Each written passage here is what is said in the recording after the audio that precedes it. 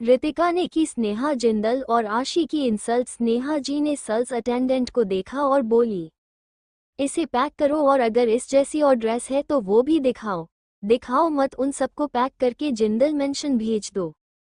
उनकी बात सुनकर सेल्स अटेंडेंट ही नहीं बल्कि राध्या, जिसे उनकी हरकत पर बहुत गुस्सा आ रहा था, वो भी हैरान रह गई थी। अगर रितिका ने उसे शांत रहने के लिए नहीं कहा होता तो वो इस औरत को अच्छा खासा सुना देती।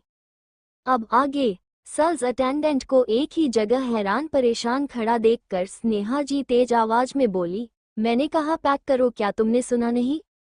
अटेंडेंट होश में आए, उसके माथे पर पसीने की बूंदें झलक रही थी। उसने एक नज़र रितिका को देखा जिसकी आंखों में देखकर ही वो कांप गई। वो जल्दी से बोली, सॉरी मैडम, लेकिन ये ड्रेस ऑलरेडी बिक चुकी है और आपके बगल में जो मिस खड़ी है उन्होंने नहीं इसे पैक करने के लिए कहा है। स्नेहा जी ने रितिका को देखा, फिर सेल्स अटेंडेंट से बोली, वो हमारे ही साथ है, उसकी फिक्र मत करो, तुम इसे पैक करो क्योंकि ये मेरी छोटी बेटी को बहुत पसंद आया है। वो आगे कुछ और कह पाती कि उनके भाव एकदम से बदल गए। घमंड की जगह अब शौक ने ले ली थी। उन्होंने अपना खाली हाथ देखा जिसमें थोड़ी देर पहले वो आउटफिट था जो उन्होंने बड़ी ही खुशी से आशी के ऊपर लगाकर देखा था। फिर उनकी नज़र रितिका पर गई जो उन्हें मजाक भरी हंसी के साथ देख रही थी। रितिका, ड्रेस वापस दो, ये तुम्हारी बहन की है। स्नेहा जिंदल ने मुश्किल से अपना गुस्सा शांत करके ऑर्डर देने वाले लहजे में कहा, मिसेज जिंदल, क्या आपको किसी ने सिखाया नहीं है कि किसी के हाथ से कोई चीज़ नहीं छीनते जब तक कि वो उसे ना खरीदने का फैसला करके उसे नीचे रखना ना दे? मुझे पता है, लेकिन तुम आशी की बड़ी बहन हो। अब क्या तुम उससे एक ड्रेस के लिए लड़ना चाहती हो? इस बार उन्होंने चिल्लाकर कहा, जिससे वहां जो भी कस्टमर थे उनका ध्यान उस तरफ चला गया। ये देखकर स्नेहा जिंदल की आंखें चमक उठी। तो तुम मुझे नीचा दिखाना चाहती हो, घटिया औरत? अब देखो मैं क्या करती हूँ। मन ही मन कहते हुए वो तिरछा मुस्कुराई। मैं आशी की बड़ी बहन हूँ, इसलिए तो जो उसने मांगा सब दे दिया। फिर वो मेरा कमरा हो, कपड़े हो, ज्वेलरी हो या फिर मंगेतर। क्या आपकी बेटी की मुझसे भीख मांगने की आदत कभी जाएगी नहीं? जो भी मुझे पसंद आता है वही उसे क्यों चाहिए? इतना बड़ा स्टोर है और इतने सारे एक से बढ़कर एक कलेक्शन, लेकिन जिसे मैंने छुआ वही उसे चाहिए। क्या आपकी इस बेटी की पसंद इतनी घटिया है जो उसे मेरी पसंद पर इतना भरोसा है कि एक बार बिना परखे ही ले लेती है? आशी जो सिर झुकाए खड़ी थी, जब उसने अपने लिए इतने इंसल्टिंग शब्द सुने तो उसका मन हुआ कि यही गड्ढा खोदकर उसमें छुप जाए। वही स्नेहा जिंदल का चेहरा काला पड़ चुका था। सभी लोग अब उन दोनों माँ बेटी के बारे में उल्टी सीधी बातें करने लगे। स्नेहा जिंदल का फेंका पासा उन्हें ही भारी पड़ गया था। उन्होंने गुस्से से अपनी मुठियां कसी और नफरत से रितिका को देखकर बोली, तुम्हें तमीज नहीं है, ऐसे सबके सामने अपनी माँ और बहन से बदतमीजी कर रही हो? सॉरी मिस जिंदल, तमीज सिखाने के लिए मेरे पास कोई नहीं है। बस भाई है जिन्होंने मुझे सिखाया है कि कैसे अच्छों के साथ अच्छा और बुरों के साथ उनसे भी ज्यादा बुरा बनना है। वो टेढ़ा मुस्कुराई और उनसे नजर फेर कर उसने सेल्स अटेंडेंट को इशारा किया जो हाँ में सिर हिलाकर बिलिंग काउंटर पर चली गई। उस सेल्स अटेंडेंट को जाता देख स्नेहा जिंदल गुस्से से बोली, अपने मैनेजर को बुलाओ, मुझे किसी भी कीमत में ही ड्रेस चाहिए है। जाओ और इसे मेरे लिए पैक करो। देखिए मैडम, ये हमारी पॉलिसी के खिलाफ है। आप समझिए, नहीं तो आपके लिए ही अच्छा नहीं होगा। अच्छा तो तुम अब मुझे, स्नेहा जिंदल को धमकी दोगी? जानती नहीं कि ये मॉल किसका है? तुम्हारी स्टोर को यहाँ से हटवाने में मुझे बिल्कुल भी टाइम नहीं लगेगा। उनकी धमकी सुनकर सेल्स अटेंडेंट ने उन्हें अजीब नज़रों से देखा और सोचा, इन्हें क्या पता नहीं है कि हमारी ब्रांड किस बिजनेस ग्रुप के अंडर आती है? फिर भी उसने शांति से कहा, आप मैनेजर से बात कर सकती हैं, मैं उन्हें अभी बुला देती हूँ। सेल्स अटेंडेंट अब थक चुकी थी समझाते समझाते। ये अमीर औरतें सच में बड़ा सिर दर्द होती हैं। रितिका ने जब उस फीमेल स्टाफ के एक्सप्रेशन देखे तो वो खुद को हंसने से रोकने लगी। उसने उसकी ड्रेस पर लगे बैच में देखा था जिस पर उसका नाम लिखा था, श्रीजा श्रीवास्तव। कुछ ही देर में मैनेजर आ गया। उसने जैसे ही मिसेज जिंदल को देखा उसने उन्हें तुरंत ग्रीट किया, लेकिन उसमें कोई चापलूसी नजर नहीं आ रही थी। मैं आपकी क्या मदद कर सकता हूँ मैम? स्नेहा जी सेल्स अटेंडेंट के हाथ में पकड़ी ड्रेस की तरफ इशारा करके कहती हैं। मुझे ये ड्रेस अपनी बेटी आशी जिंदल के लिए चाहिए, लेकिन आपकी ये स्टाफ मुझे मना कर रही है। मुझे जो चीज़ पसंद है वो मैं लेकर ही रहती हूँ, इसलिए आपके लिए यही बेहतर होगा कि इस ड्रेस को पैक करें, इसके बदले में आपको डबल पे करूँगी। उनके घमंड को देखकर मैनेजर की आईब्रो सिकुड़ गई। वो बिना भाव के बोला, हमारी स्टोर के कुछ रूल्स और रेगुलेशंस हैं जिन्हें हमें सख्ती से फॉलो करना पड़ता है। अगर हम वैसा नहीं करेंगे तो हमें कोर्ट तक घसीटा जाएगा। तब आप जैसे अमीर लोग बचाने नहीं आते हैं। शायद आपने हमारी स्टोर के बाहर जो बड़ा सा बोर्ड लगा है उसमें रूल्स नहीं पढ़े हैं। प्लीज़ उसे पढ़िए, तब आपको पता चलेगा कि जो पहले आएगा वही पहले पाएगा। उस मैनेजर की बात सुनकर स्नेहा जिंदल का चेहरा कोयले जैसा काला हो गया। उसी वक्त बाकी सब भी स्टोर के अंदर आ गए। रागिनी, स्वाति जी, रिद्धि जी स्नेहा जी के पास आ गई। वही अभिनव, हर्ष, विवान और ध्रुव एक तरफ खड़े थे। उनके हाथों में ढेर सारे शॉपिंग बैग्स थे। वो चारों इरिटेट हो चुके थे इन लेडीज की शॉपिंग करवाते करवाते। अभिनव और हर्ष ने स्टोर के अंदर आते ही रितिका को देख लिया था, जो अपने हाथ फोल्ड किए खड़ी थी। उसका लुक कॉन्फिडेंट था और आज वो हमेशा से अलग लग रही थी, लेकिन काफी बेहतर। उन दोनों भाई ने उसे आशी की तरह कपड़े पहनते देखा था, जो उसे ढीले होते थे और उस पर बिल्कुल भी सूट नहीं करते थे। वो उससे चिढ़ते थे कि वो आशी की कॉपी करके उसकी तरह बनना चाहती है, जो उन्हें पसंद नहीं आता था। वो उसे कई बार ये भी बोलते थे कि वो उनकी छोटी बहन जैसी कभी नहीं बन पाएगी। पर आज वो अपने असली व्यक्तित्व के साथ आशी से कहीं ज्यादा अच्छी लग रही थी। बल्कि उसमें एक ऐसी चमक थी जो उन्हें आशी के अंदर कभी नजर नहीं आई। अनजाने में ही दोनों आशी और रितिका को कंपेयर करने लगे। कहाँ एक चमकता हुआ सूरज और कहाँ एक नाजुक फूल। जब दोनों को ध्यान आया कि वो क्या कर रहे हैं तो उन्होंने अपना सिर झटका और आशी के पास चले गए, जो सुबह रही थी। दिव्या, मानसी और मिशा आशी के पास ही जाकर खड़े हो गए थे, जो सिर झुकाए चुपचाप आंसू बहा रही थी। क्या हुआ आशी, तुम रो क्यों रही हो?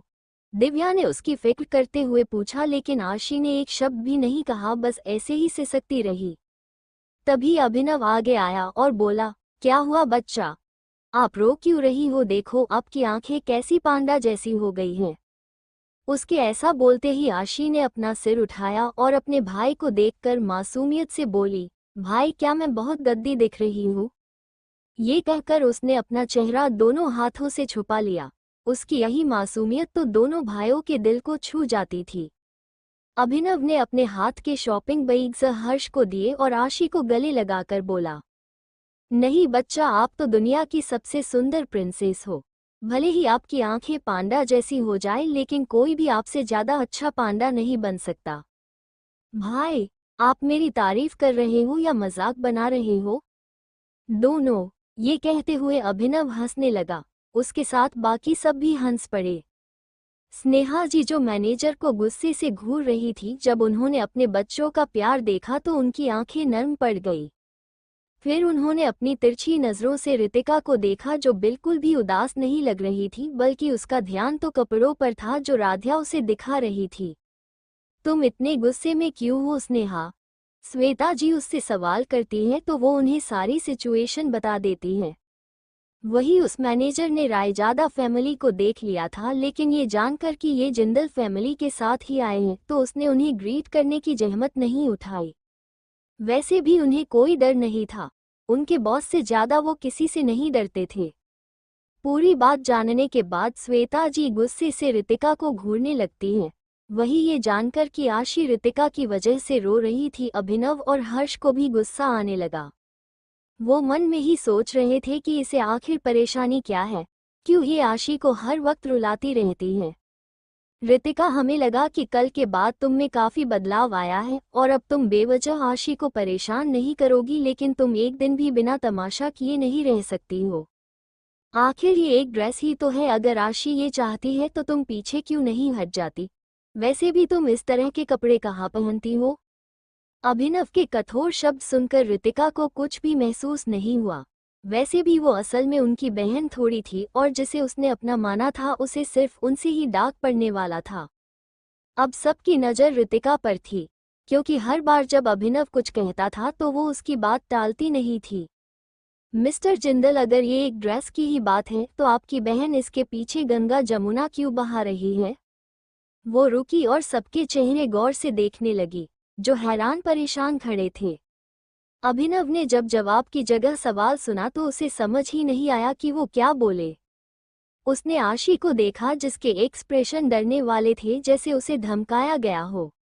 मिस आशी जिंदल, क्या तुम सच्चाई की मूरत नहीं हो? फिर एक ड्रेस के लिए अपनी माँ को चोल की चाची क्यों बना रही हो?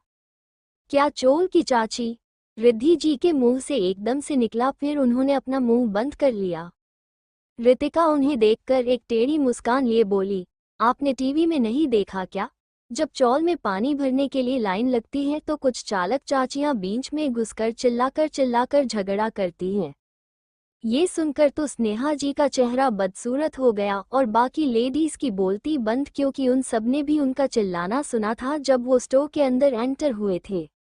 इस बार मानसी और मिशा भी खुद को हंसने से रोक नहीं सकी। वही राध्या तो अभी तालियां बजाना चाहती थी। ध्रुव भी मुंह दबाकर हंस रहा था। विवान शांत खड़ा था, वो ऋतिका को ध्यान से ऑब्जर्व कर रहा था। उनके साथ शुभ नहीं था क्योंकि उसे काम की वजह से ऑफिस जाना पड़ा था। ये सच में बहुत बदल गई है। ऐसा लगता है जो ऋतिका तब से हमारे सामने थी वो बस दिखावा करती थी और जो सामने है यही उसका असली चेहरा है। उसने मन में सोचा, फिर आशी को देखने लगा। वही आशी के चेहरे का रंग उड़ चुका था। वो डरते हुए बोली, दी, आप मॉम को ऐसे कैसे कह सकती हैं? बस वो मेरे लिए सब कुछ अच्छा चाहती हैं, इसलिए उन्होंने ये सब किया। अब आप बस करिए, हमें कोई ड्रेस नहीं चाहिए, आप ही रखिए उसे। ये कहकर उसने स्नेहा जी का हाथ पकड़ा और उनसे बोली, चलिए मॉम, बहुत स्टोर्स हैं जहां हमें और भी ड्रेस मिल जाएगी। ऋतिका उसे देखकर टेढ़ा मुस्कुराई और बोली, तुम्हें ये ड्रेस दे कौन रहा है जो तुम एहसान जता रही हो? इस स्टाइल की डिमांड मेरी, निकाली मेरे लिए, पसंद मेरी, पैक करने के लिए कहा मैंने, तो बीच में ड्रेस लेने वाला क्या कहलाता है? उसने सबसे सवाल पूछा और बारी बारी से हर किसी को देखा और आखिर में ध्रुव पर उसकी नजर रुक गई। वो झट से बोला, ऐसा करने वाले को तो दूसरों की चीज छीनने वाला कहा जाता है। उसकी बात सुनकर ऋतिका हल्का सा हंसी और स्नेहा जी को देखकर बोली, सुना आपने, आपकी हरकतें थोड़ी देर पहले ऐसी ही थी। गलती करो, रूल्स ना मानो और जो आपको रिस्पेक्ट से बताए उसे ही धमकी दो। अगर आप जिंदल हैं तो मैं भी एक जिंदल हूँ और मेरी दादी ने सिखाया है कि अपने रुवे का घमंड गलत को सही दिखाने के लिए कभी मत जमाना। पर आप नहीं समझेगी क्योंकि आपके पति ने आपको बहुत झूठ दे दी है, इसलिए आप घमंड में आसमान में उड़ना चाहती हैं। उड़ो, शौक से उड़ो। ये कहकर वो मुड़ी और राध्या के साथ बिलिंग काउंटर की तरफ जाने लगी। तभी उसकी नज़र रक्षित पर गई, जो उसे ही अपनी प्राउड नज़रों से देख रहा था। दरअसल रक्षित स्टोर के बाहर साइड में ही फोन पर अपने असिस्टेंट से बात कर रहा था। तभी उसने जिंदल फैमिली और रायजादा फैमिली को अंदर जाते देखा तो वो भी बात खत्म करके अंदर चला गया। वो जानता था ये लोग किसी ना किसी तरह उसकी बहन का मूड ऑफ करने का तरीका ढूंढ ही लेंगे, लेकिन अंदर आकर जब उसने अपनी बहन को खुद के लिए स्टैंड लेते और उन सब का मुंह बंद करवाते देखा तो उसके चेहरे पर एक प्राउड पेरेंट वाला लुक आ गया। आए भी क्यों नहीं, रक्षित ने ऋतिका को बचपन से अपनी बेटी की तरह पाला है, क्योंकि उसके पेरेंट्स उसकी बहन से चिढ़ते थे क्योंकि उसकी जिद की वजह से उन्होंने उनकी दूसरी बेटी को खो दिया था। भाई, ऋतिका उसके पास गई और हाथ पकड़कर खड़ी हो गई। अभी जो सबकी बेइज्जती कर रही थी अब वो एकदम प्यारी बन चुकी थी। रक्षित हंसा और उसने प्यार से ऋतिका का सिर सहलाया। तुमने अच्छा काम किया, जब बड़े सीख भूल जाए तो छोटों को उन्हें सिखाना पड़ता है। इसके लिए दादी तुम्हें एक अच्छा गिफ्ट देंगी। अपने भाई की बात सुनकर ऋतिका हंस पड़ी। राध्या ने दोनों भाई बहन को देखा और मन में बोली, अब पता चला कि ये वाली ऋतिका किसकी तरफ है। वही अपने बेटे की बात सुनकर स्नेहा जी को सच में बुरा लगा और उनकी आंखें नम हो गई।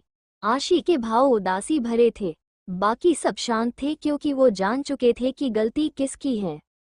रितिका ने जाते हुए सेल्स अटेंडेंट से कहा, इसके जो भी पीस हैं उन्हें भी पैक कर दो। Okay ma'am.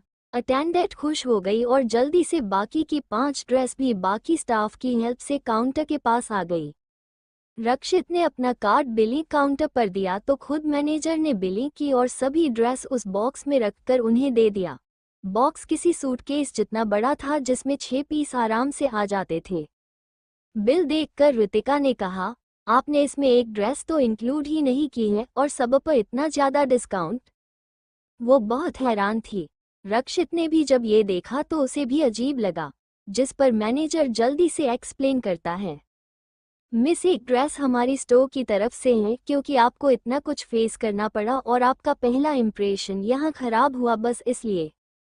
बाकी डिस्काउंट बस एक रिक्वेस्ट है कि आप वापस जरूर हमारी शॉप पर विजिट करने आना।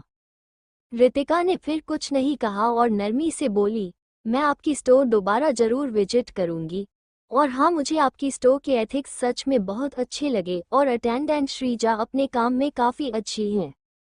जब श्रीजा ने अपना नाम सुना तो वो दंग रह गई क्योंकि अक्सर कस्टमर कंप्लेन करने के लिए किसी स्टाफ के नाम पर ध्यान देते थे, वरना किसी को उनसे कोई मतलब नहीं था। आगे जल्दी से आगे आए और बोली, thank you so much ma'am, आप सच में बहुत अच्छी हैं और अपनी ज़िंदगी में आप जैसी इंसान से मिली ये मेरी खुशनसीबी है। रितिका बस मुस्कुराई, उसने कुछ नहीं कहा। फिर वो तीनों उस स्टोर से चले गए। जिदल फैमिली और रायजादा फैमिली पहले ही बाहर आ गए थे, लेकिन ग्लास वॉल से वो अंदर का नज़ारा देख सकते थे। जब स्नेहा जी ने अपने बेटे को रितिका के लिए खर्च करते देखा तो उनकी नज़र अपनी बेटी पर गई जो उदास नज़रों से रक्षित को देख रही थी।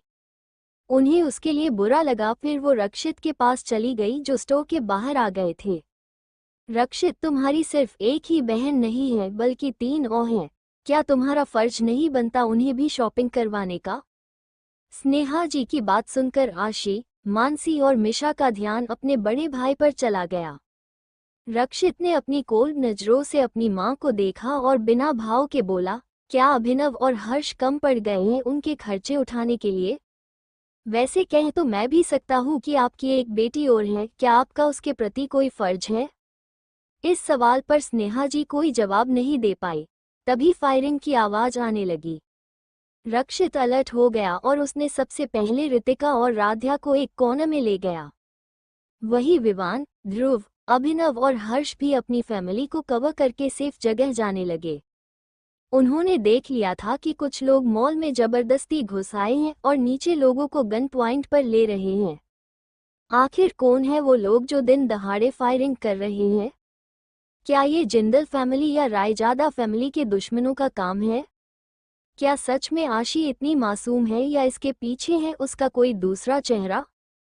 आगे जानने के लिए पढ़ते रहिए ये कहानी सिर्फ पॉकेट नॉवेल पर।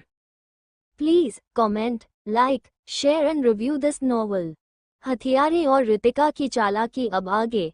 इस वक्त रक्षित रितिका और राध्या दोनों को अपने गले लगाए एक वॉल के पीछे आ गया था।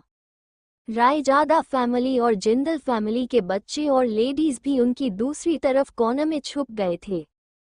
फायरिंग ऊपर और नीचे दोनों जगह से हो रही थी। कुछ लोग जान बचाने की जल्दी में इसका शिकार बन चुके थे। मॉल जहां हंसी और उत्साही भारी आवाजें सुनाई देती थी, आज उसकी जगह दर्द भरी चीखें और रोने की आवाज आ रही थी। वही सभी स्टोर वालों ने अपनी स्टोर अंदर से बंद कर ली और लॉक करने लगे जिससे अटैकर अंदर न आ सके। वही उस स्टोर का मैनेजर जहां से रितिका ने शॉपिंग की थी वो बाहर आया और बोला, सर आप मेम को लेकर अंदर आ जाएं, हम भी स्टोर बंद करने वाले हैं और मैंने पुलिस को इन्फॉर्म कर दिया है, वो आती ही होगी। रक्षित को ये सही लगा, उसने हाँ कहा और दोनों लड़कियों को खुद में छुपाए मैनेजर के पीछे स्टोर के अंदर जाने लगा। दिव्या जो विवान के गले लगी हुई थी क्योंकि वो बहुत डर चुकी थी, उसकी नज़र जैसे ही रक्षित पर गई तो उसने देखा कि वो रितिका और राध्या को अपनी बाहों में लिए फिर से उसी स्टोर के अंदर जा रहा है। किसी दूसरी लड़की को अपने प्यार की बाहों में देखकर उसका दिल जलने लगा था। उसकी आंखों में दर्द उतर आया। वो मन ही मन चिल्लाने लगी, आखिर क्यों आप उसे प्रोटेक्ट कर रहे हो रक्षित जी? वो सिर्फ आपकी बहन की दोस्त ही तो है, फिर भी रितिका को प्रोटेक्ट करते हुए आपको उसका इतना ख्याल है। अगर मैं उस राध्या की जगह रितिका की दोस्त होती तो क्या मुझे भी आप ऐसे ही प्रोटेक्ट करते? हाँ शायद। आपने ये अपनी बहन के लिए ही किया होगा। मैंने रितिका से दोस्ती तोड़कर सही नहीं किया। मुझे लगा था सबकी तरह आपको भी आशी ज्यादा पसंद होगी और उसके करीब रहने से मैं आपके दिल में भी जगह बना पाऊंगी, लेकिन इसके उल्टा मैं तो आपसे दूर हो गई। लेकिन मैं गलत थी। पहले भी मैंने रितिका से सिर्फ मतलब के लिए दोस्ती की थी और जब आशी आ गई तो मुझे सच में वो ज्यादा पसंद आई। तभी उसने अपने एक्सप्रेशन ठीक किए और सबसे बोली, हमें भी शॉप के अंदर जाना चाहिए, हमारे लिए सेफ रहेगा। अब सबका ध्यान भी रक्षित और रितिका पर गया जो स्टोर के अंदर जा चुके थे। स्नेहा जी को दुख हुआ कि उनके बड़े बेटे को अपने परिवार की बिल्कुल फिक्र नहीं है। वो अपनी एक बहन और उसकी दोस्त लेकर अंदर चला गया, उन सबको खतरे में छोड़कर। अभिनव और हर्ष को भी दुख हुआ लेकिन उन्होंने जाहिर नहीं होने दिया। वो सभी भी अंदर चले गए। मैनेजर ने भी नहीं रोका, आखिर वो मुंबई की ही नहीं इंडिया की टॉप 2 फैमिलीज थी। वही रितिका ने अपने भाई को उन दोनों के लिए इतना परेशान होता देखा तो उसकी नज़र राध्या पर गई जो खुद उसे ही देख रही थी। रितिका अच्छे से जानती थी कि राध्या किस फैमिली की बेटी है। उसके डैड आर्मी में कर्नल है तो उनकी बेटी नाजुक तो होगी नहीं। वही राध्या भी जानती थी कि रितिका भी कोई कमजोर नहीं है, क्योंकि नोवेल वाली रितिका भी मार्शल आर्ट्स में ट्रेन थी और उसे शूटिंग भी आती थी। लेकिन उसने सिर्फ एक आदमी का पीछा करने के लिए सब कुछ छोड़ दिया था और कई सालों से उसने अपने शरीर और फिटनेस का ध्यान भी नहीं रखा था। यही वजह थी कि इस वाली रितिका का शरीर इतना कमजोर था। उसने सब कुछ बचपन में सीखा था और उस बात को कई साल बीत चुके थे। राध्या और उसने साथ ही ट्रेनिंग ली थी, लेकिन अब जो रितिका रियल वर्ल्ड से आए हैं वो खुद एक खतरनाक मशीन से कम नहीं है। वो इन गोलियों से क्या डरेगी? पिछली जिंदगी में उसे सब किलिंग मशीन कहते थे, क्योंकि जब वो मारने पर आती थी तो इतनी बेरहम बन जाती थी कि उसे कोई भी नजर नहीं आता था। बस एक ही शब्द उसके दिल दिमाग में घूमता था और वो था मौत।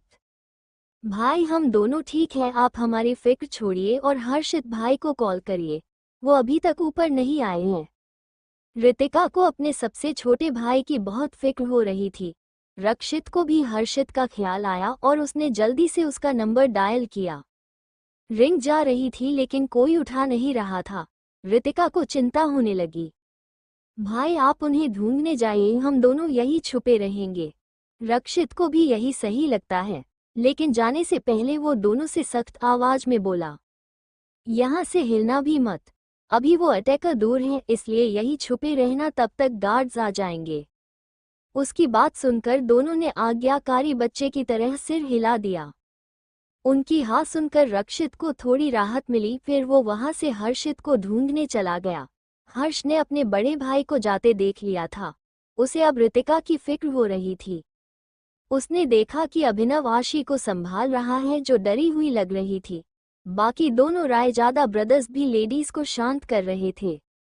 हर्ष ने जितना उनकी बात सुनी थी उससे साफ था कि हर्षित अभी तक ऊपर नहीं आया था। वो भी अपने भाई को ढूंढने जाना चाहता था, लेकिन रितिका और राध्या को अकेला देखकर वो उनके पास आ गया। उसे वहां जाता देख मानसी और मिशा को अच्छा नहीं लगा। वो दोनों अपनी मॉम के पास ही थी, लेकिन उन्हें रितिका और आशी से जलन हो रही थी कि उनके भाई उन्हें कितना पैम्पर करते हैं। हर्ष के आने पर रितिका ने ऐसे रिएक्ट किया जैसे उसने उसे देखा ही नहीं हो। वो शांति से सोफे पर बैठी रही। तभी मैनेजर ने दोनों को कॉफी दी और बोला, आप फिक्र मत करो, हमारा स्टोर सेफ्टी में बेस्ट है। यहाँ के ग्लास और खिड़कियाँ सभी बुलेट प्रूफ हैं।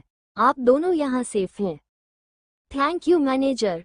रितिका और राध्या ने पेपर कप पकड़ लिया और कॉफी पीने लगे। उस मैनेजर को उन दोनों के लिए इतना रिस्पेक्टफुल होता देखकर जिंदल फैमिली और रायजादा फैमिली के बच्चे और लेडीज शौक ही रह गए।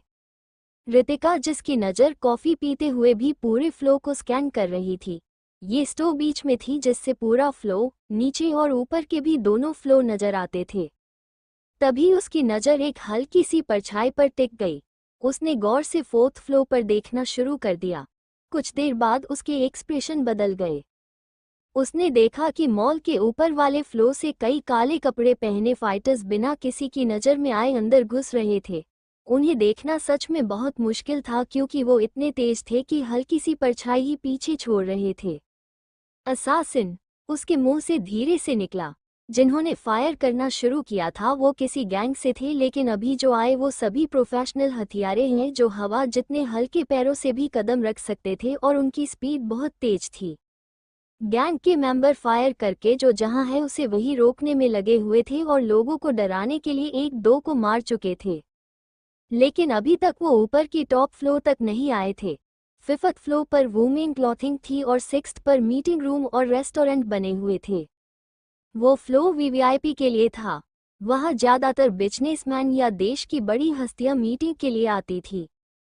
रितिका अपने दिमाग पर जोर डालती है, तब उसे याद आता है कि नॉवेल में इस दिन क्या हुआ था। वो हैरान रह गई। इसका मतलब ये फायरिंग सिर्फ ध्यान भटकाने के लिए है, असल में तो सभी असासिन यहाँ अपना मिशन पूरा करने आए हैं। मुझे इन्हें किसी भी कीमत पर रोकना ही होगा। अभी तक किसी को भी भनक भी नहीं लगी थी कि कोई खतरा उनकी तरफ आ रहा है। सिर्फ रितिका ही खतरे को भांप सकती थी क्योंकि वो अंडरवर्ल्ड से थी और उसका सामना ऐसे बहुत से हथियारों से पहले भी हो चुका था। उसने कॉफी खत्म की और उठ गई। उसे खड़ा देखकर राध्या ने पूछा, क्या हुआ रीत? रितिका ने उसे देखा और बोली, मुझे जाना होगा, शायद भाई खतरे में है। तो यही बैठ, मैं बस अभी आई। उसकी बात सुनकर हर्ष को शांति से बैठा था जल्दी से बोला, तुम नहीं जा सकती, बाहर खतरा है और भाई ने तुम्हें यही रहने के लिए कहा है ना? रितिका ने कोल्ड नजरों से उन्हें देखा और बोली, उन्होंने कहा है, लेकिन जब बात जान पर आती है तो खतरे से खेलना ही पड़ता है। मैं अपने दोनों भाइयों को अकेला नहीं छोड़ सकती, उनकी जान खतरे में है। उसके बाद वो बिना किसी को बोलने का मौका दिए मैनेजर से रिमोट लेकर डोर ओपन करती हैं और बाहर निकल जाती हैं। मैनेजर तो उसके ठंडे ऑरा और खतरनाक एक्सप्रेशन देखकर कुछ बोल ही नहीं पाया था। तभी वही सेल्स अटेंडेंट श्रीजा उसके पास आकर कहती है, सर मैम बाहर निकल गई हैं। मुझे डर लगा रहा है कि अगर उन्हें कुछ हुआ तो बॉस हमें जिंदा नहीं छोड़ेंगे। मैनेजर भी अब जाकर होश में आया था। उसने अपने माथे पर आया पसीना साफ किया और अपना फोन निकालकर एक नंबर डायल कर दिया। रिंग जाती रही और जल्दी ही फोन कनेक्ट हो गया। दूसरी तरफ से सर्द आवाज आई, बोलो। मैनेजर आवाज सुनकर ही घबरा गया, लेकिन उसने जल्दी खुद को हिम्मत दी और मॉल की सारी सिचुएशन बता दी। दूसरी तरफ से 3 शब्द कहे गए, मेरे गार्ड्स भेजो, और कॉल कट हो गया। मैनेजर समझ गया और उसने दूसरे फोन, जो एक वॉकी टॉकी जैसा था, उससे सिग्नल भेज दिया। वही राध्या ने उस मैनेजर की हरकत देख ली थी। ये मैनेजर और सेल्स अटेंडेंट रितिका के लिए इतना परेशान क्यों है? जैसे अगर उसे कुछ हुआ तो ये भी सही नहीं रहेंगे। चिंता तो राध्या को भी थी, लेकिन उसे रितिका पर भी यकीन था कि वो सब संभाल लेगी। वही हर्ष को आज पहली बार रितिका की इतनी फिक्र हो रही थी। वो अब इंतजार करने और टेंशन करने के सिवा कुछ कर भी नहीं सकता था।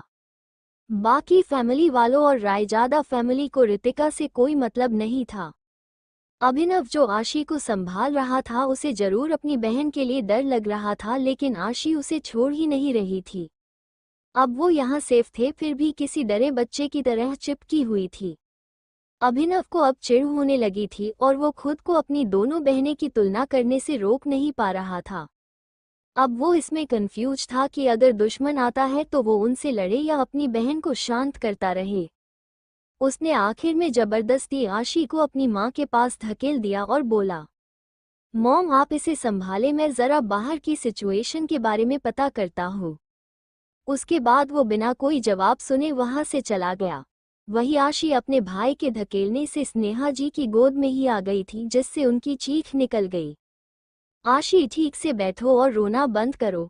सभी उसके रोने से चिढ़े हुए थे, लेकिन स्नेहा जी और अभिनव की वजह से कोई कुछ नहीं कह पा रहा था। वही मिशा ने मानसी के कान में धीरे से कहा, दी आज मुझे आशी सच में रोने वाली गुड़िया लग रही है। ये तो ऐसी मुसीबत में सबके लिए बोझ ही है। मानसी ने कुछ नहीं कहा, लेकिन उसकी चुप्पी से मिशा समझ गई उसकी दी भी इस बात पर सहमत है। मॉल के 5th फ्लोर की सीढ़ियों पर रितिका खड़ी थी और अपनी हलचल को दबाते हुए सीढ़ियां चढ़कर ऊपर जा रही थी। वो उन हथियारों का पीछा कर रही थी जो गिनती में 4 थे, लेकिन हर कोई अलग अलग दिशा से टॉप फ्लोर पर जा रहा था। रितिका उनमें से एक के पीछे थी। बाकी के 3 में से एक लिफ्ट से गया था नॉर्मल कस्टमर बनकर, एक खिड़की से रस्सी चढ़कर आ रहा था, तीसरे का पता नहीं था। रितिका ने अपना फेस स्कार्फ से छुपा लिया था और हील्स भी उतार दी थी। वो उस हथियारे के कदमों की आहट से कदम मिलाकर चल रही थी जिससे उसे कोई शक ना हो। वो अपने फोन में कुछ कर रही थी। उसकी उंगलियां तेजी से स्क्रीन पर चल रही थी। वो मन में कुछ कैलकुलेशन कर रही थी। तभी उसके फोन में टाइमिंग चलने लगी, 3-2-1। इसी के साथ उसके होठ किनारे से मुड़ गए और उसी वक्त मॉल की इलेक्ट्रिसिटी चली गई और वो कुछ स्टेप चढ़कर वो 6th फ्लोर पर पहुंच गई। तभी उसके फोन पर एक मैसेज आया। वही सिक्योरिटी डिपार्टमेंट में सर्विलेंस रूम के अंदर एक आदमी ऊपर से नीचे तक काले कपड़ों से ढका हुआ बैठा था। उसकी नज़र हर फ्लो पर हो रही मूवमेंट पर थी। लेकिन अचानक 5th फ्लोर के कैमरे खराब होने लगे और आखिर में पावर कट हो गया। किसने हमारा प्लेन खराब करने की कोशिश की है? वो चिल्लाया और उसने मॉनिटर गुस्से में तोड़ दिया। वो बाहर निकला और अपनी वॉच से अपनी टीम को कांटेक्ट करने लगा। सिग्नल नॉट अवेलेबल, ये लाइन उसकी स्मार्ट वॉच में शो होने लगी, जिससे वो आदमी हैरान रह गया। कोई हमारे प्लेन को समझ नहीं सकता है। यहाँ तक कि पुलिस और आर्मी भी नीचे मौजूद गैंग से डील कर रही है। उन्हें ये केस बस किसी डिमांड का लग रहा है। फिर ये कौन है जिसने सिग्नल जाम कर दिए, वो भी इतनी जल्दी? वही 6th फ्लोर पर आकर रितिका बड़ी सी खिड़की के पास आई। अंदर अंधेरा हो गया था, लेकिन खिड़की से आ रही रोशनी की वजह से थोड़ा उजाला था। उसने देखा कि सीढ़ियों से आए हथियारे ने कॉरिडोर की बड़ी सी खिड़की खोल दी है और वो आगे बढ़ गया। रितिका उसके जाने के बाद चुपके से खिड़की के पास गई। तभी एक हाथ खिड़की को पकड़े दिखाई दिया।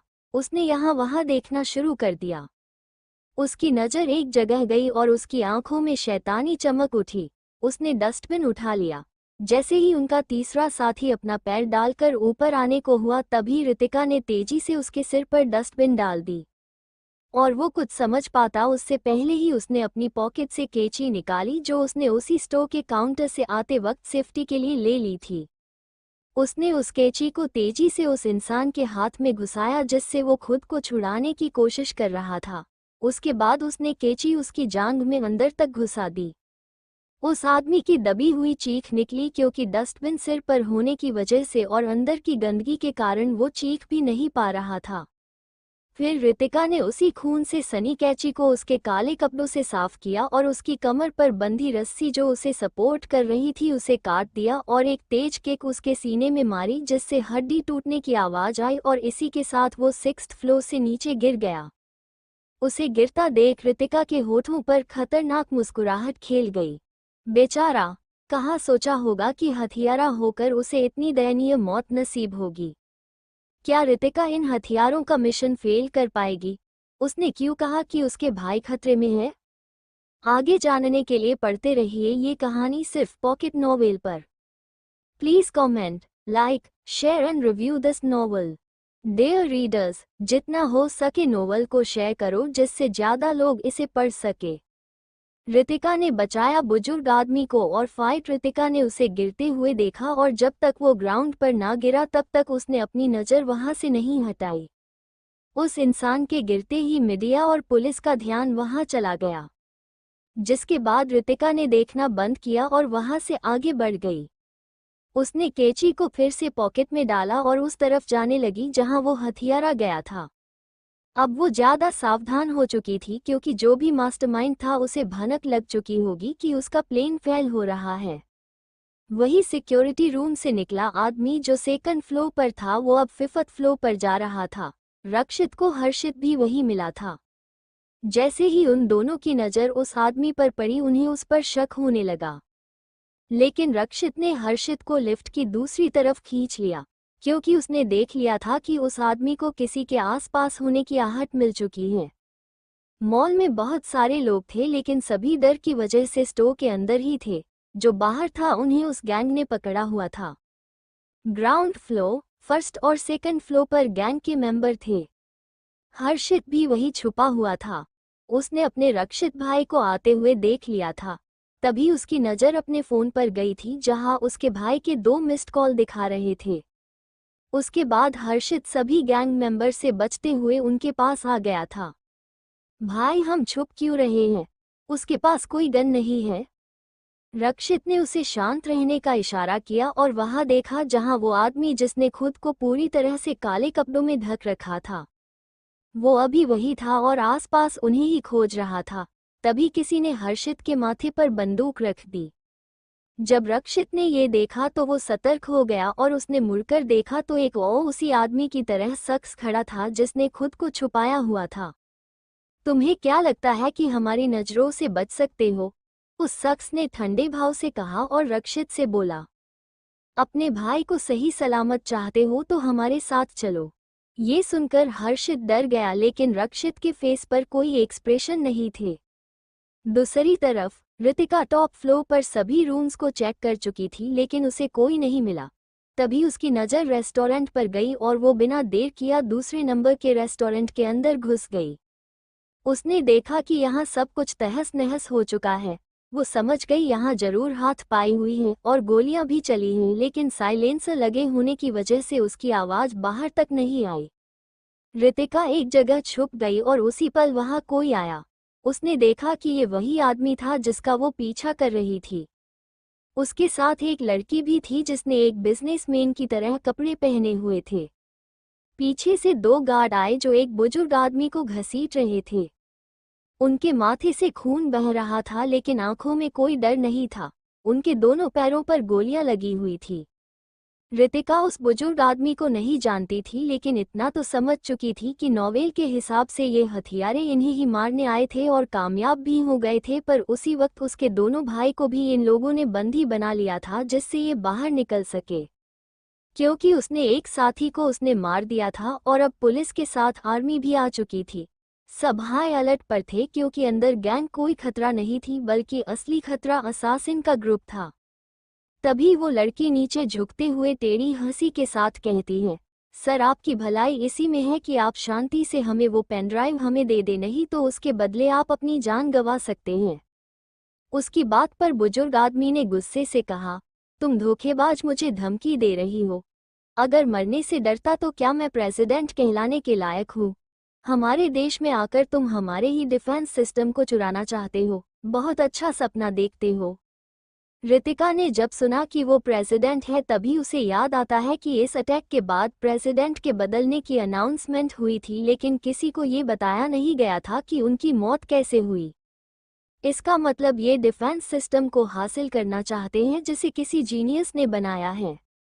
जिसके पास भी ये सिस्टम होगा उनका देश और भी पावरफुल हो जाएगा। इससे आर्मी की पावर भी बढ़ेगी और देश में आतंक भी कम होने लगेगा। वही वो लड़की अभी भी उसकी अकड़ देखकर गुस्से में आ गई। वो झुकी और उसने अपना खंजर निकाल लिया। ये देखकर रितिका परेशान हो गई। यही मास्टरमाइंड है और अब इसका इरादा प्रेसिडेंट को मारकर उस पेन ड्राइव को हासिल करना है। पहले भी वो उन्हें जिंदा नहीं छोड़ने वाली थी। रितिका 4 लोगों से लड़ तो सकती थी लेकिन उसे इस बॉडी पर भरोसा नहीं था कि ये कितने समय तक झेल पाएगी। जैसे ही वो लड़की अपना खंजर उस बुजुर्ग के सीने में उतारने वाली थी तभी हवा में उड़ता वाश उसके हाथ पर लगा और उसके हाथ से खंजर छूट गया, जिसे उस बुजुर्ग ने फुर्ती से अपने पास रख लिया। किसी ने उन्हें नहीं देखा बल्कि दोनों गॉड और उस हथियारे के साथ उस लड़की की नज़र उस कोने पर चली गई थी जहां अंधेरा था।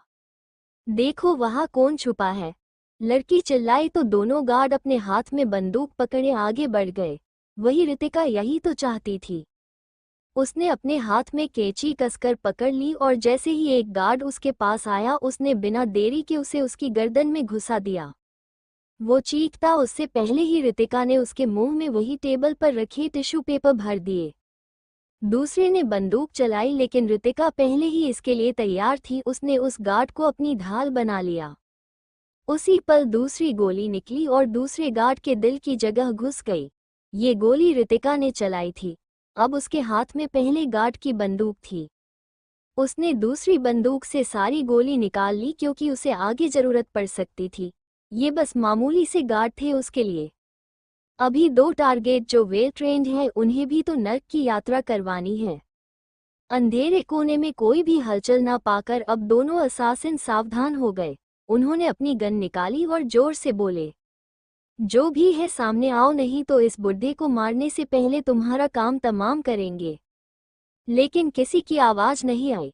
वही वो बुजुर्ग भी हैरान था कि ऐसा कौन है जिसने दोनों गार्ड्स को ऐसे संभाल लिया जैसे कोई चिट्ठी हो, और उनकी आवाज भी किसी को अब सुनाई नहीं दे रही थी। तभी एक गोली चली जो सीधा उस लड़की के हाथ में घुस गई जहां पहले से ही खून निकल रहा था। आ! वो चीखी तो उसी वक्त दूसरी गोली उसके एक पैर पर लगी। वो खुद को संभाल नहीं पाई और घुटनों के बल गिर पड़ी। जब उस लड़की के दूसरे साथी ने ये सब देखा तो बिना कुछ कहे अंधाधुन उस कोने में फायरिंग करने लगा। जब उसकी गोलियां खत्म हुई तब जाकर वो रुका।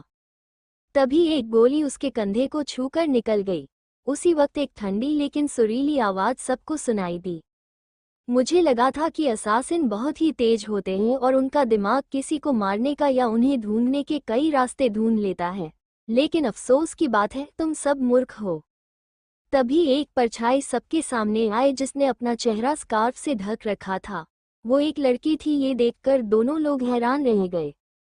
हैरान तो वो बुजुर्ग भी था, लेकिन उस लड़की के दिमाग की मन ही मन तारीफ कर रहा था। उसने अपने एक हाथ से पकड़े गॉड को उनके पास फेंक दिया जिसकी बॉडी में अनगिनत गोलियां थी। वो समझ गए कि एक भी गोली उसे छू भी नहीं पाई थी। जैसे ही रितिका पूरी तरह से सामने आए तो उसकी खूबसूरत ब्राउन हेजल आईज सबको दिखाई दी। चेहरा छुपा होने के बाद भी उसकी सुंदरता छुप नहीं पा रही थी। अपने घुटनों के बल बैठी लड़की भी बहुत ही सुंदर थी, लेकिन रितिका के मुकाबले कुछ भी नहीं। उसे नीचा महसूस हो रहा था कि एक टॉप असासिन होकर भी एक मामूली सी लड़की से हार गई, और अब उसकी खूबसूरती भी इतनी थी कि वो ये मानने को तैयार नहीं हो पा रही थी कि कोई उससे हर चीज में कैसे आगे हो सकता है। फिर उसकी नज़र अपने साथी पर गई जो अपनी सुध बुध खोए सामने खड़ी लड़की को देख रहा था, जिससे उसे गुस्सा आने लगा। तुम खड़े खड़े देख क्या रहे हो? खत्म करो इसे, नहीं तो हमारा मिशन फेल हो जाएगा और बॉस हमें छोड़ेंगे नहीं। अपने लीडर के चिल्लाने पर वो होश में आया और उसने जल्दी से अपने कपड़ों में छुपाई दूसरी गन निकाली और उसके ऊपर तान दी। रितिका नहीं डरी। उसने हंसते हुए कहा, बहुत हो गया शूटिंग शूटिंग खेलना, अब हाथों से खेलते हैं, जो जीता वो रहेगा। उस आदमी की आंखें सिकुड़ गई और वो अपनी कठोर आवाज में बोला, तुम मुझे चैलेंज कर रही हो? हाँ, कुछ ऐसा ही समझ लो, रितिका बोली और गन को उसने नीचे रख दिया और उसे पीछे सरका दिया। उस आदमी ने भी अपनी गन नीचे रख दी और फाइटिंग पोजीशन में आ गया। ठीक है तो चलो, पहला मौका मैं तुम्हें देता हूँ, उसने घमंड से कहा तो रितिका हंस पड़ी। घमंड दिखाकर तुमने बहुत बड़ी गलती कर दी। वो रुकी, फिर फुर्ती से एक जोरदार मुक्का उसके पेट में जड़ दिया जिससे उस आदमी के मुंह से खून आने लगा। रितिका हंसी और अपनी बात पूरी करते हुए बोली, गलती कर दी क्योंकि तुम्हें पता नहीं है कि घमंड को तोड़ने में मुझे कितना मजा आता है। वही उसका अंदाज देखकर बुजुर्ग आदमी बहुत इम्प्रेस हो गया था। उनकी आंखों में एक अंतहीन चमक छा चुकी थी। उनका कठोर चेहरा जो सख्त था अब उस पर नरमी और होठों पर मुस्कान आ चुकी थी। लड़की गुस्से से चिल्लाए, तुम गधे, उसे हल्के में मत लो। अगर उसने तुम्हें चैलेंज दिया है तो क्या वो पागल होगी जो मौत के मुंह में आएगी? उस लड़की के डांटने पर उसका साथी दांत पीस कर बोला, तुम एक बार उसके हाथ की मार क्यों नहीं खा लेती? पता नहीं बॉस ने क्या सोचकर तुम्हें हमारे ग्रुप का लीडर बनाया। एक पैर में गोली लगी नहीं कि घुटनों पर बैठ गई। उसके बाद उसने अपने मुंह से खून साफ किया। उसकी आंखें अब गहरी लाल हो चुकी थी। रितिका भी गंभीर नजरों से उसकी हर मूव के लिए तैयार थी। तभी उस आदमी ने तेजी से एक किक उसके सीने की तरफ चलाई। रितिका झुक गई और उसने खुद का बैलेंस बनाए रखा। इससे उसे अपने पेट में हल्का दर्द सा उठा, लेकिन उसने नजरअंदाज कर दिया। रितिका ने भी अपना दूसरा अटैक किया जो ठीक उसी जगह था जहां उसने मुक्का मारा था, और अब वहां उसने अपनी कोहनी से वार किया था। चटक, हड्डी टूटने की आवाज आई और वो आदमी अपना पेट पकड़कर बैठ गया। वो हैरान था क्योंकि उसे चोट पेट में लगी थी, लेकिन हड्डी उसकी साइड की टूटी थी। रितिका ने अपने हाथ झाड़े और बिना भाव के बोली, तुम मेरे 2 हमले भी नहीं झेल पाए। मैंने कुछ ज्यादा ही एक्सपेक्ट कर लिया था। फिर उसने अपनी गन उठाई और उस आदमी की तरफ पॉइंट करके बोली, कमजोर लोग दूसरों को मारने नहीं आते, वरना क्या पता खुद ही अपनी मौत का कारण बन जाए। अपनी बात खत्म करते ही उसने शूट कर दिया। गोली उस आदमी के माथे के बीचों बीच लगी और उसकी सांसें थम गई। बेटा संभल कर, बुजुर्ग आदमी चिल्लाया। तभी एक गोली स्विच की आवाज करते हुए चली और ऋतिका के कंधे को छूकर निकल गई। निशाना तो उसका सीना था, लेकिन ऋतिका ने खतरे को भांप लिया था, इसलिए वो साइड हट गई थी, लेकिन फिर भी वो गोली उसके कंधे को छू ही गई। वो पीछे मुड़ी तो उसकी आंखें देखकर वो लड़की जो अब खड़ी हो चुकी थी, जिसने उस पर पीछे से गोली चलाई थी, वो डर से कांपने लगी। उसे डरता देख ऋतिका को अच्छा लगा। तुम्हारे ऊपर ये डर ज्यादा सूट करता है, उसने कहा और अपनी बंदूक से उस लड़की को शूट कर दिया। जो डर गया सो मर गया। उसकी डेड बॉडी देख वो हंसकर बोली। फिर उसने उस लड़की से हैंडगन ली और उसे अपने पास रख लिया। वो जानती थी अभी भी खतरा टला नहीं है, क्योंकि जितना उसने पढ़ा था उस हिसाब से और भी असासिन छुपे हुए थे, जिन्होंने उसके दोनों भाइयों को अपनी शील्ड बनाई थी पुलिस और आर्मी से बचकर भागने के लिए, क्योंकि तब तक उनका काम हो चुका था।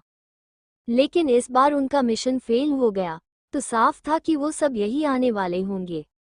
ये सोचते ही उसने उस आदमी की गन भी उठा ली और बुजुर्ग आदमी से बोली, दादाजी आप यही रुकिए, उठने की कोशिश मत करना, मैं अभी आती हूँ। उसके बाद वो बिना उनका जवाब सुने रेस्टोरेंट के बार एरिया में गई। उसने वहां से टेबल उठाया जिसके नीचे पहिए थे। उसने 1-2 वाइन की बोतल भी ले ली थी। उसने ये भी देखा कि रेस्टोरेंट पूरा खाली है और एक वेटर की डेड बॉडी भी नहीं है यहाँ पर। लगता है रेस्टोरेंट पूरा बुक करवाया गया था और स्टाफ भी डरकर भाग गया है। वो उस टेबल पर लेकर उस बुजुर्ग आदमी के पास आई और बोली, आप इस पर बैठने की कोशिश करना। अभी आपका अपने पैरों पर जोर देना सही नहीं है और हम ज्यादा समय तक यहाँ रुक भी नहीं सकते, क्योंकि इनके साथी भी आते ही होंगे। बुजुर्ग आदमी ने सिर हिलाया तो ऋतिका उन्हें सहारे देने लगी। जब ऋतिका ने उन्हें उस पर बिठा दिया, फिर वो बिना देरी के रेस्टोरेंट से निकल गई। वो कुछ कदम आगे बढ़ी ही थी कि उसे कुछ कदमों की आहट सुनाई दी। वो वहीं रुक गई और छुपने के लिए कोई जगह तलाशने लगी। कुछ ही देर में 2 नकाबपोश वहां नजर आए। उनमें से एक बोला, कोई तो है जो हमारा प्लेन खराब कर रहा है। अब हमें उस बुढ़े को मारकर यहाँ से भागना ही होगा। हाँ, इसलिए तो उन 2 लोगों को पकड़ा है। वो बहुत अमीर फैमिली से हैं। उनकी जान बचाने के लिए आर्मी भी हमें नहीं रोक पाएगी। वो दोनों बातें करते हुए सभी रेस्टोरेंट चेक कर रहे थे। वही एक कोने में छुपी ऋतिका ने जब उनकी बात सुनी तो वो घबरा गई। वही उस बुजुर्ग आदमी ने पहली बार उस लड़की को इतना घबराया देखा था। उसे कुछ गलत होने का अंदेशा होने लगा, शायद उसके साथ कुछ हुआ है। वही ऋतिका इसलिए घबराई हुई थी क्योंकि नॉवेल में ऐसा ही हुआ था। इन लोगों ने उसके दोनों भाइयों को ढाल बनाया और फिर उन्होंने उसके दोनों भाई को टेरेस से धक्का दे दिया था।